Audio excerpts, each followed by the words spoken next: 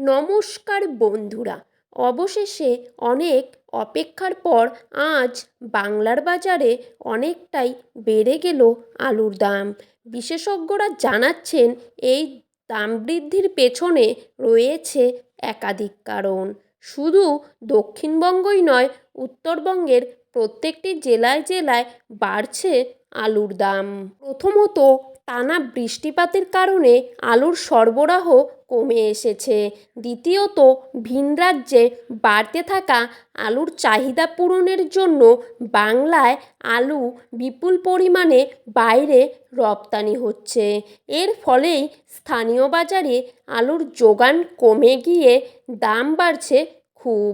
অনেক বড় বড় আলু ব্যবসায়ী জানাচ্ছেন এই মাসের মধ্যেই আলুর দাম আরও বাড়বে এবং অগ্নিমূল্য হতে পারে। বিশেষজ্ঞদের মতে এই মাসের শেষের দিকে অনেকটাই বাড়বে আলুর দাম। বস্তাপ্রতি আলুর দাম 50 থেকে 100 টাকার মতো বেড়ে গিয়েছে। তো বন্ধুরা, বিস্তারিতভাবে জানতে হলে অবশ্যই ভিডিওটিকে শেষ পর্যন্ত দেখবেন।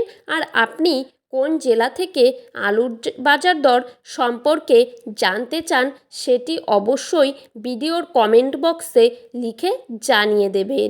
এতে করে আমরা পরবর্তী ভিডিওতে আপনাদের জেলার সর্বশেষ বাজার দর জানতে পারবো।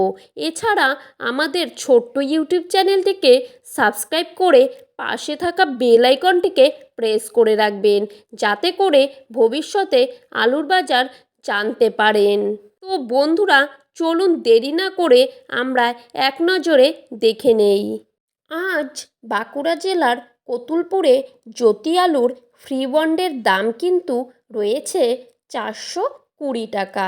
এখানে রেডি আলুর দাম রয়েছে 625 টাকা।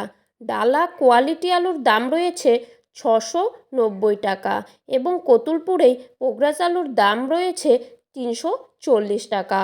হুগলির তারকেশ্বরে আজ জ্যোতি আলুর ফ্রি বন্ডের দাম কিন্তু রয়েছে 340 টাকা।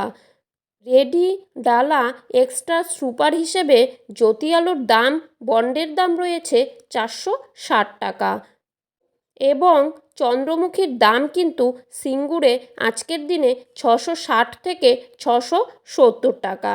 পশ্চিম মেদিনীপুর জেলার আমলাগুড়াতে জ্যোতি আলুর ফ্রি বন্ডের দাম আজকের দিনে দাঁড়িয়ে থেকে লক্ষ্য করা যাচ্ছে 480 থেকে 490 টাকার মধ্যে। তো বন্ধুরা, এই ছিল আজকের আলু সম্পর্কিত সর্বশেষ আপডেট। এরকমই আপডেট প্রতিদিন পেতে হলে অবশ্যই চ্যানেলটিকে সাবস্ক্রাইব করে পাশে থাকা বেল আইকনটিকে প্রেস করে রাখবেন। ধন্যবাদ বন্ধুরা, সকলেই ভালো থাকবেন, সুস্থ থাকবেন।